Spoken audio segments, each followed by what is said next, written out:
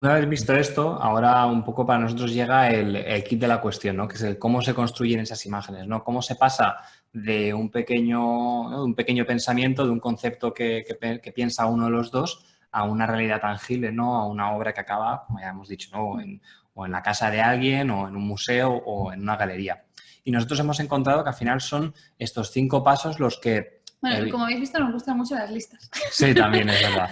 Pero al final es la manera que hemos encontrado más rigurosa de poder explicar una cosa que por otra parte no es para nada ordenada. O sea, quiero que, aunque lo veáis todo aquí perfectamente ordenado, perfectamente enumerado, realmente es un proceso que casi como toda cosa creativa no atiende a normas, no atiende a reglas, por mucho que más bien a mí me encantaría, ¿no? Pero esta es la forma más fácil que he encontrado de contarlas.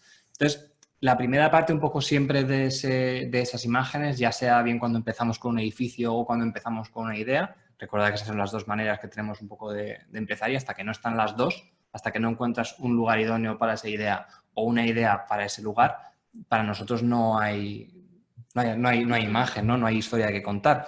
Entonces, todo empieza siempre un poco con el momento del papel en blanco, ¿no? Con ese enfrentarse a qué voy a hacer o qué es lo que voy a contar. Claro, vosotros imaginaros, ¿no? Esta imagen no es que un día salimos a la calle y de repente nos viene la iluminación, ¿no? Esto surge pues en una charla, ¿no? Estábamos buscando ideas para crear una imagen colorida porque nos apetecía mucho usar colores y tras una lluvia de ideas pues surgen palabras como os estarán surgiendo a vosotros, pues arcoiris, quizá un Tetrix o palabras que te sugieran mucho color, ¿no? En este caso apareció la palabra círculo cromático y fue al dibujarla que nos dimos cuenta que cuando una persona interactúa con ese círculo cromático a una escala adecuada, parece, ¿no?, que si lleva una prenda de vestir, como en este caso una falda, parece que coincide con esos quesitos que forman el círculo cromático. Y esto no hubiese surgido si no hubiésemos pensado en el papel, ¿no? Esto es una cosa que mis profesores de arquitectura nos decían todo el rato. El ordenador está genial. Nosotros, de hecho, ya os explicaremos. En este caso, todavía lo calculábamos todo un poco como a la vieja usanza, ¿no? Con la cuerda y haciendo como un compás gigante. Ahora usamos AutoCAD. Pero, claro, el ordenador es genial para dibujar, pero pensar, yo pienso que es mejor hacerlo desde el papel, porque hay muchas veces que pensando ideas, ¿no?, generando dibujos y bocetos, te surgen otras ideas que te pueden ayudar a crear otros proyectos, ¿no? Y yo creo que el papel tiene ese poder de hacerte cuestionártelo todo. Al final, cuando tú estás en un ordenador, estás pensando qué plumilla le pongo a esta línea o de qué grosor va a ser, cuando en realidad tendrías que pensar, pero esto que estoy dibujando, ¿qué material es? ¿Esto cómo se construye, no? Nosotros cuando estamos dibujando ya estamos pensando qué materiales vamos a usar, esto cómo se puede construir. Sí que es cierto que las primeras ideas de brainstorming son bocetos, pero cuando estamos ya trabajando en una idea que ya hemos elegido, estamos pensando en el color, la localización, cómo va a ser la escala, qué ropa vamos a usar para esto. ¿Es viable la idea que tenemos? Porque al final pues, puede ser que, claro, no, si no es viable, pues obviamente que buscar una solución que nos ayude a construir eso, ¿no? Porque al final lo que hacemos es pues convertir en realidad, ¿no? Pasar del dibujo a la escala 1:1 y hacer eso requiere de una construcción con materiales. En este caso, por ejemplo, esta primera idea la reutilizamos para un cliente, que en este caso pues, contaba con modelos. Y claro, Bueno, no contaba porque tuvimos que buscarlos nosotros. Bueno, sí, obviamente tuvimos que buscarlos nosotros. Que eso es algo que tampoco te dicen que vas a tener que hacer. Pero requería unos modelos que tú y yo pues, no cumplíamos con los estándares, ¿no? Y nada, todo necesita unas medidas de una escala y de una precisión súper rigurosa. En este caso, por ejemplo, el trabajo que hicimos era para Green Dot, que es un banco americano, y la idea que se nos ocurrió era hablar de, pues esto, de los gastos, ¿no? De las facturas, de en qué te gastas tú el dinero. Claro, esta idea pasaba por tener una falda de una medida exacta y del color verde. Sabiendo que teníamos que buscar una falda verde, al encontrarla ya pudimos tomar esas medidas y construir ese boceto en escala 1:1, ¿no? Pero hay un proceso de hacer realidad pues igual que la arquitectura, ¿no? Uno puede imaginar que es de una manera, pero luego la realidad, la dosis de realidad te hace ver que la medida que tú has pensado no encaja porque pues el ladrillo o el material que has pensado tiene otras medidas, y yo creo que es importante, pues eso, ver cómo se construyen las cosas y ver cómo transformas eso que tú tienes en la mente en realidad. Esta imagen, por ejemplo, es otra campaña que hicimos para Hasselblad, que es la marca de cámaras con la que trabajamos. Y en este caso, el enunciado era totalmente libre. Nos pedían una imagen para el lanzamiento de su nueva cámara. Y lo que hicimos fue libertad absoluta. Teníamos una idea en la mente, de hecho teníamos una idea que ya habíamos dibujado en su día para un cartel de una compañía de danza que al final no salió, y reutilizamos esa idea que teníamos en la cabeza de la nota musical, pero no encontrábamos la localización, porque como os decíamos, teníamos la idea, pero ¿dónde la creas, ¿no? Pues podíamos haber hecho la imagen en una pared lisa, pero creíamos que todavía no estaba esa idea cuajada, ¿no? Y resulta pues eso, que un buen día de repente te cruzas con la pared, con la fachada adecuada, ¿no? Y surge ahí, ¿no? El boceto, cómo todo encaja y cómo todo se transforma para convertirse en la imagen que estábamos buscando.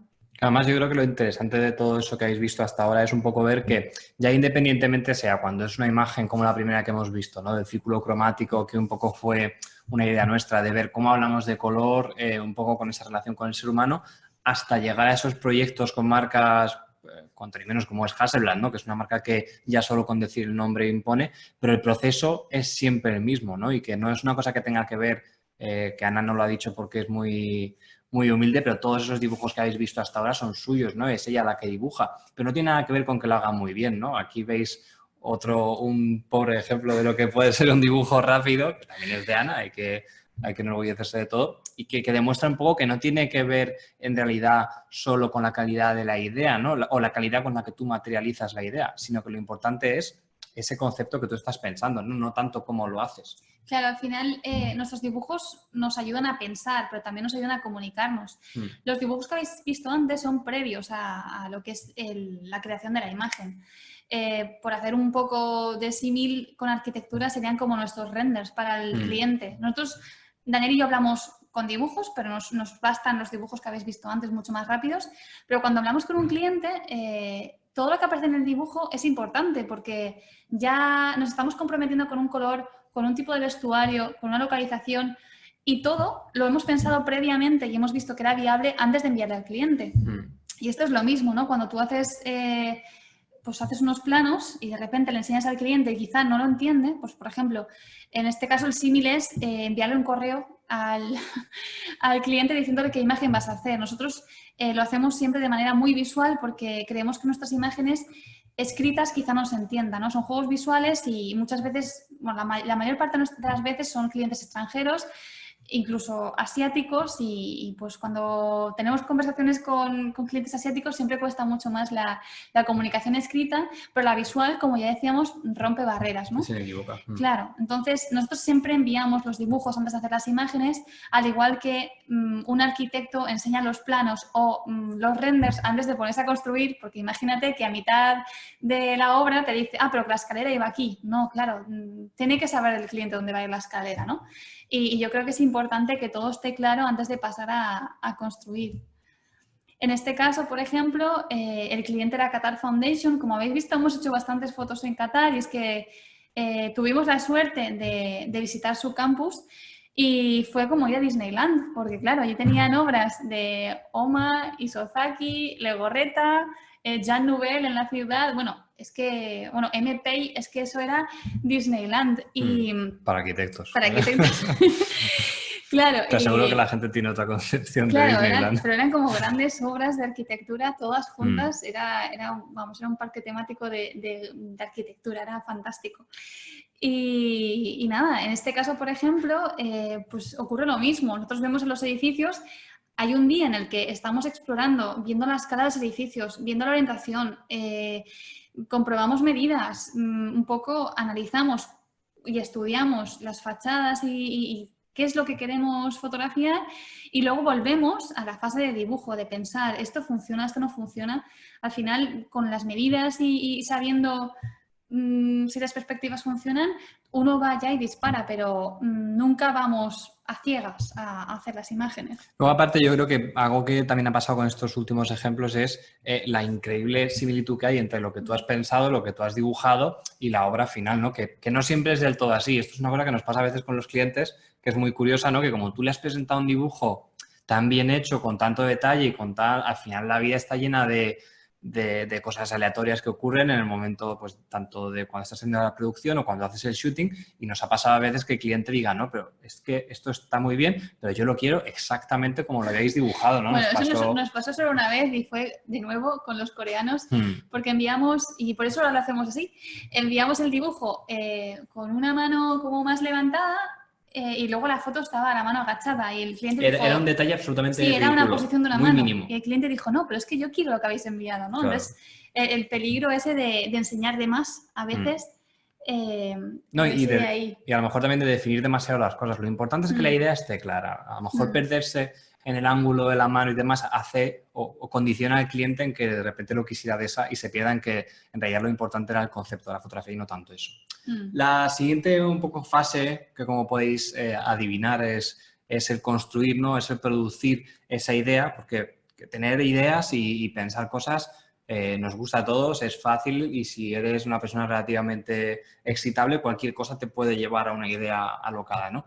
Creemos que el paso más interesante, y esta es sin duda la especialidad de Ana, es cómo coger esa idea, cogerla por los cuernos y ceñirla a la realidad, ¿no? Esos vestidos hay que encontrarlos. Si no existen, hay que hacerlos. Esa localización que tiene un color, que tiene una textura, que tiene un tamaño, hay que encontrarla. Si no, habrá que inventarla, ¿no? Y es un poco en esta fase donde realmente te tienes que dar cuenta de que esa idea que tú has tenido, para poder hacer la realidad, tendrás que hacerle algunos ajustes, ¿no? Para que se pueda convertir realmente en una obra, ¿no? En una fotografía. Claro, el paso 1 para entender esto es lo que decíamos, ¿no? Todo lo que aparece en estas imágenes es real. Hay muchas veces que no encontramos lo que queremos y tenemos que ponernos manos a la obra. El sombrero que veis en pantalla, por ejemplo, era el sombrero que apareció en el trabajo de Grindon, ¿no? Que había un billete, lo habéis visto antes. Pero no solamente producciones, o construcciones, producir objetos, ¿no? También es el momento de montaje. En este caso, por ejemplo, era otra campaña que hicimos para Petit Bateau, y en este caso la construcción es casi como ir dibujando en escala real en el sitio. Como ya hemos dicho, siempre usamos materiales súper respetuosos con la arquitectura, que se pueden despegar, luego nadie ha visto nada.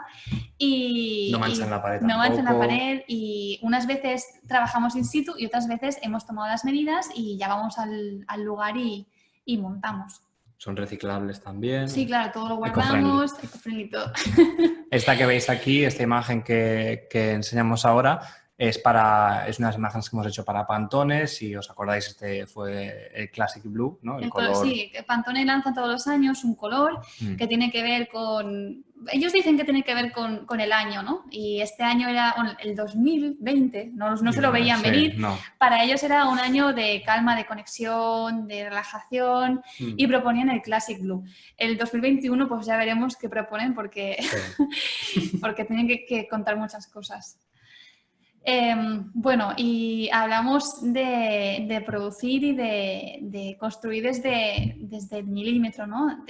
Intentamos que todo esté medido. Al final es construir con unos planos que son unos dibujos, pero todo tiene que encajar, todo tiene que tener un sentido.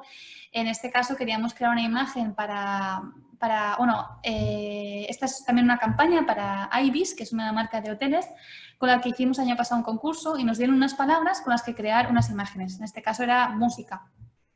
Claro, cuando se nos ocurrió la idea, yo recuerdo que le conté a Daniel, mira, se me ha ocurrido esto, y Daniel me dijo, me encanta, pero no lo podemos hacer, porque ¿dónde vamos a encontrar una camiseta con 5 líneas como un pentagrama? Claro, pues experimentar, ¿no? Vamos a probar qué podemos hacer con esto. Se nos ocurrió pintar las camisetas, porque ¿por qué no? Hacer experimentos, yo creo, a mí me gusta mucho, si me gusta mucho la parte de dibujar y de pensar, creo que la parte de pensar cómo se construyen las cosas, a mí me encanta, ¿no? Yo creo que es algo que aprendí de mis padres, de ver cómo transforman o cómo cómo reaccionan muy rápido ante un problema, ¿no? Cómo buscan la solución. Y en este caso, pues yo creo que funcionó bastante bien. Además, teníamos muy poco tiempo para hacer las imágenes, como siempre, y yo creo que se podía incluso vender en alguna tienda. Sí, a lo mejor la idea que nos daba el otro día Felipe de hacer una línea de ropa inspirada en algunas imágenes igual no es mala idea. En fin. Y bueno, esta es otra idea que surgió a raíz Mismo concurso, ¿no? del concurso de IBIS. La palabra que nos daban era street art. En este caso lo que hicimos fue pixel art, porque no nos veíamos muy de pintar con un spray por la calle. Pero como veis, de nuevo, esta fachada real la encontramos y es todo súper medido. Tuvimos que medir las piezas que había en fachada y crear unos rectángulos, o sea, unos cuadrados que tuviesen la proporción perfecta para crear ese corazón, ¿no? Como veis, jugamos muchísimo con geometría, con escala y sobre todo buscamos eso, que todo esté al milímetro, ¿no? Esta es la imagen final que creamos, que era vandálica, pero efímera. Y esa es otra imagen que creamos para ellos. En este caso, la palabra que nos daban era London Underground y se nos ocurrió crear una parada de Metro de Londres que, si lo veis en el mapa, o sea, en el plano, es real. Y como veis, de nuevo, son materiales súper sencillos. Nosotros también usamos la creatividad mucho para ahorrar recursos, tiempo. Yo creo que la creatividad es súper potente para jugar con eso, ¿no? Igual que creemos que es súper importante dedicar muchísimo tiempo a pensar en vez de actuar. Hay muchas veces que ahorras tiempo, incluso eres mucho más rápido trabajando cuando has dedicado un tiempo a pensar que cuando te lanzas a trabajar, ¿no? Porque, no lo sé, es como que te planeas y te da unos recursos que luego es muchísimo más sencillo cuando lo tienes todo claro. Una vez tenemos un poco como todo el escenario montado, tenemos la ropa que necesitamos, el modelo está en el sitio, nos hemos asegurado de que va a hacer buen tiempo y demás, una de las partes que queda restantes es evidentemente disparar, ¿no? Que es un poco más mi especialidad. Yo siempre soy el encargado más de la parte técnica de los proyectos, el que maneja la cámara generalmente. No obstante, quiero decir también que, claro, conforme han ido pasando los años, digamos que esto se ha ido al final combinando un poco y creo que es interesante ver cómo cada vez a mí me resulta más natural aportar en las ideas y tratar de ver qué otras cosas podemos hacer, si bien la producción sigue siendo algo que no soporto. Y Ana a la vez también cada vez es pues, más experimentada a la hora de utilizar herramientas en el ordenador o la propia cámara, ¿no? Y creo que eso es interesante, ¿no? No tanto que cada uno haga una cosa, que también, sino cómo nos vamos complementando, ¿no? Y cómo el uno va aprendiendo del otro en este proceso. Entonces, si bien, como decía, ahora la siguiente parte es el hacer la fotografía, ¿no? Una vez lo tienes todo preparado. Y si bien hay ocasiones en las que, pues como pueda ser esta, ¿no? Que parece que es cuestión de llegar y esperar y disparar y que ya esté la imagen, la realidad es bien distinta, ¿no? Es que incluso en estas fotografías en las que lo único que había que hacer era tener el outfit en el lugar adecuado, siempre hay una cantidad casi, no infinita, pero sí muy grande de tomas diferentes, de posiciones que están muy bien pero que no son la perfecta, ¿no? Y que no deja de ser pues muy interesante de ver, ¿no? Cómo incluso para cuando tienes que hacer estas fotografías que ahora os mostramos aquí con este timelapse tan veloz, siempre hay detrás, pues eso, un movimiento absolutamente a paso de tortuga, que se hace con mucho cariño, pues con muchas dudas también, pero también muy organizado, ¿no? También como con mucho detalle, con todo medido al milímetro para que no solo encaje esa pieza que estamos creando, ¿no? En este caso, este reloj, sino que también encaje con la perspectiva, porque claro, todo depende de la cámara con la que trabajas, la lente que utilizas, si es un 90 o un 30, claro, el vestuario que utilizas. Al final, todo ese tipo de cosas que se dan por supuestas, ¿no? Pero que no por ser obvias no son menos importantes. Y aquí, pues como veis, lo que os decíamos, ¿no? Incluso cuando ya está todo listo, ya está la cámara y demás, aún tienes que seguir estando conectado porque como nuestra fotografía exige de esa precisión, de esa exactitud, pues hace, y como solamente en el equipo somos dos, ¿no? Por una gran cantidad de motivos que no sé si es ahora el momento de explicar, pues al final te obliga a estar en todo, ¿no? Desde tanto detrás de la cámara para que la imagen salga bien, hasta adelante si hace falta que alguno de los dos modele si no hay modelo, hasta afinando la peluquería, el maquillaje y demás, o hasta, ya digo, perfilando el ángulo exacto de la falda para que, como en este caso, coincida a la perfección, ¿no? Esta es otra de las imágenes que, como decíamos, hemos hecho en este periodo de cuarentena y que, bueno, esta creo que fue la primera que ya hicimos una vez que ya se podía empezar a salir con mascarillas y con precaución y demás, pero que un poco pues explora un poco esas preocupaciones que por algún motivo yo tenía durante la cuarentena, que era de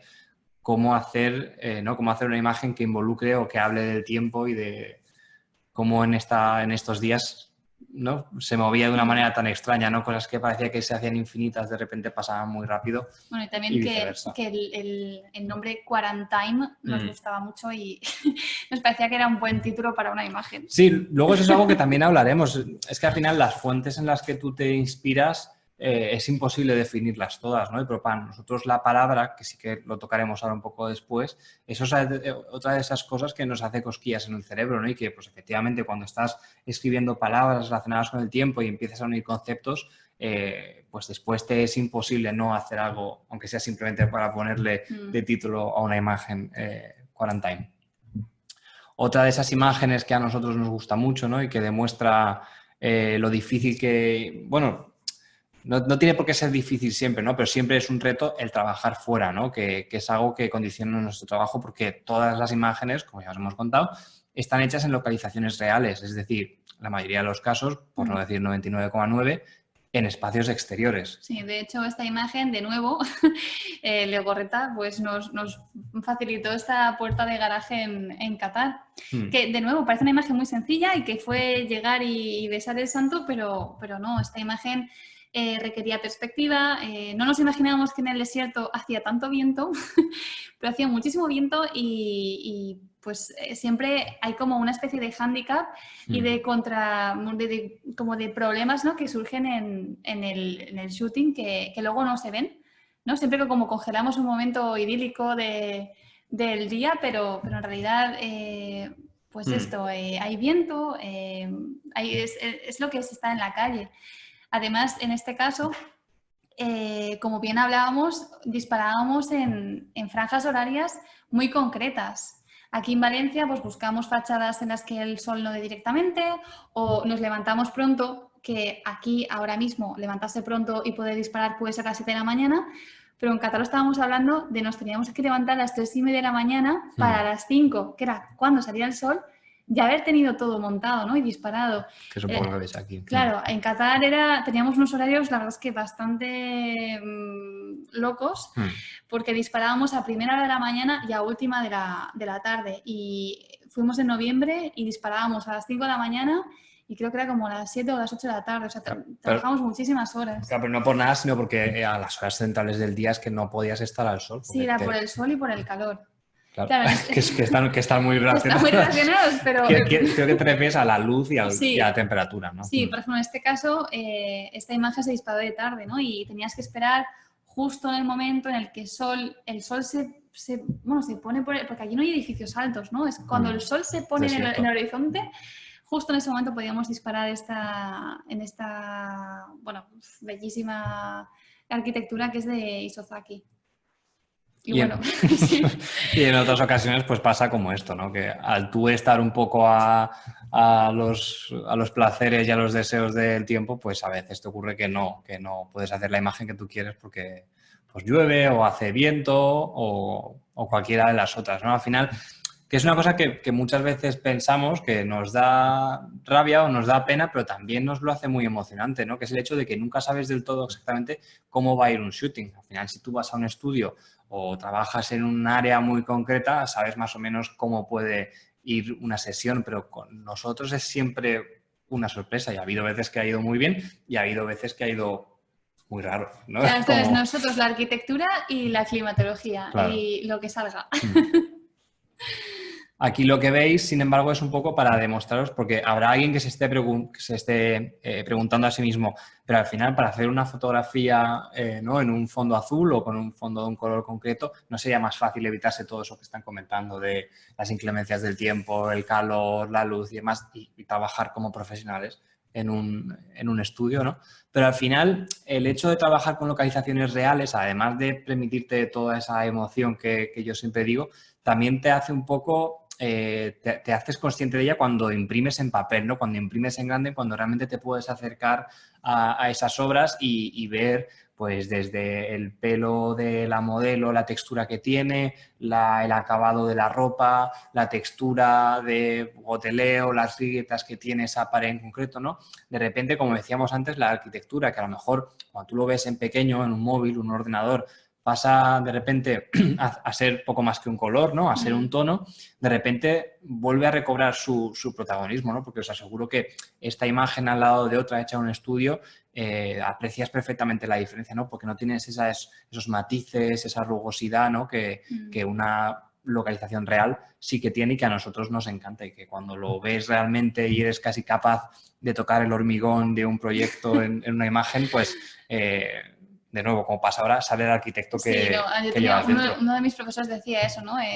Pero mete la mano en la grieta, ¿no? Decía, siente la arquitectura. Y esto es un poco así, que al final que uno viéndola puede incluso sentirla. Otro de los pasos también que es muy importante en nuestra obra, en este workflow que os estamos un poco enseñando, es el de compartir las imágenes, ¿no? Que es el de... que nosotros no creemos en eso de trabajar para... No que no trabaje para uno mismo, que es básicamente lo que hacemos todo el tiempo, sino que no creemos que ese trabajo deba estar escondido en una carpeta o guardado, ¿no? Sino que somos firmes defensores de si tú haces algo que crees que merece la pena, abre un blog, ábrete una cuenta en Instagram, en Facebook, en donde puedas o quieras y muestra lo que haces, ¿no? Y si ni siquiera estás muy seguro de qué es lo que haces porque estás continuamente cambiando, no importa, porque tú mismo vas a poder usar esa red social o ese blog o esa página o ese portfolio para ver tu progreso, ¿no? De hecho, yo creo que una de las cosas que más nos gusta a nosotros es ver nuestra propia galería, cómo ha ido cambiando a lo largo de los años, desde esas primeras fotografías un poco más improvisadas, más normales, más vergonzosas, hasta ahora y ver cómo paulatinamente, ¿no? Gradualmente ha ido evolucionando hasta lo que hacemos a día de hoy. Pero ya no solo hablamos de compartir en el sentido de no esconder lo que uno hace, sino también de cuidar todo lo que uno hace, ¿no? Cuidar de su marca, que tan de moda está, del personal branding, pero que para nosotros es más que eso, es decir, cualquier cosa que venga de ti, que lleve tu sello, ¿no? Que se note que viene de ti y no que te lo ha escrito pues, un becario o te lo ha escrito alguien que trabaje para ti. Y para nosotros eso es aplicable desde a cómo escribimos los mails y cómo los firmamos, hasta esos captions, esos pies de foto tan tontos que llevan en Instagram, ¿no? Cada una de esas cosas nosotros las pensamos casi como si fuera nuestras últimas palabras, ¿no? Y por eso le damos siempre esa importancia que tiene. O sea, yo creo que la comunicación en arquitectura cuenta todo. Uno puede ser muy bueno, pero si no lo cuenta, ¿no? O si no lo muestra... O pues, si no elige las palabras adecuadas. Es como hay que ser bueno y parecerlo. Y esto yo creo que es muy importante. El cuidar todo lo que uno hace, desde la memoria que escribes para el proyecto, las palabras que eliges, pensar a quién te estás dirigiendo, cómo muestras ese proyecto, ¿no? Yo creo que todo cuenta. Incluso hasta cómo muestras tus trabajos dentro de un espacio en el que convivimos todos, que es el digital, ¿no? Ya no solo tu presencia en redes, que cada vez se muestra que es más importante, sino hasta en tu propia página web, ¿no? Cómo aprovechar eso que te da un dominio propio para organizar tu trabajo y hacerlo de una manera totalmente consciente, ¿no? Que te cojas una plantilla en Wix o en Squarespace y la subas, ¿no? Sino que como intentamos hacer nosotros, diseñas algo que solo tiene sentido porque es para ti, ¿no? Nosotros, en este caso, estáis viendo un pequeño go-through de nuestra página web donde veis que está diseñada en base al cuadrado. ¿Por qué al cuadrado? Porque nuestro trabajo, casi en su mayoría, se compone de imágenes en proporción 1:1, ¿no? Es como que le buscamos un porqué a todo, ¿no? Yo creo que cuando uno es capaz de defender cualquier cosa que hace porque ha encontrado una razón de ser, no falla, ¿no? O también cuando hablamos de compartir, hablamos de eso, de nosotros no creemos que hayamos descubierto la fórmula del éxito, ¿no? Ni la fórmula, ni la receta de la Coca-Cola. Creemos que lo que hacemos es una cosa que es absolutamente, ¿no?, didáctica, que se puede enseñar, que es un método, y por eso nunca hemos rehuido cosas como estas charlas en las que mostramos los trapos sucios y los que no son tan sucios, o este curso en doméstica que le recomendamos que al que le interese la fotografía, ahí realmente nos metemos de lleno en lo que es la creación, hacemos una fotografía paso a paso y la contamos, ¿no? Y creemos que es igual de valioso el saber hacer algo como el poder compartir lo que haces para que otros encuentren su propio camino, ¿no? No creemos que haya ningún tipo de valor en aprender a hacer algo y callárselo, ¿no? Y quedárselo para uno mismo. Y por último, y con esto ya queremos terminar y os damos paso a vosotros, que creo que ya hemos hablado más que suficiente, sería el último paso, ¿no? Que es el de repetir. Ese momento en el que tú, después de tantos días, semanas, meses de trabajo pensando en una idea, diseñando una idea, pensando en los props, buscando el outfit, todo esto, ¿no? Y de repente recoges y lo único que tienes en mente es irte a casa, descansar, ir al gimnasio, tomarte una cerveza, ¿no? Todas esas cosas que se te pasan por la cabeza, en realidad tú las tengas, ¿no?, como por debajo de la idea principal, que es cómo vuelvo a empezar, ¿no? ¿Cuál es la siguiente idea que hago? De nuevo, lo de ayer, la conferencia de ayer.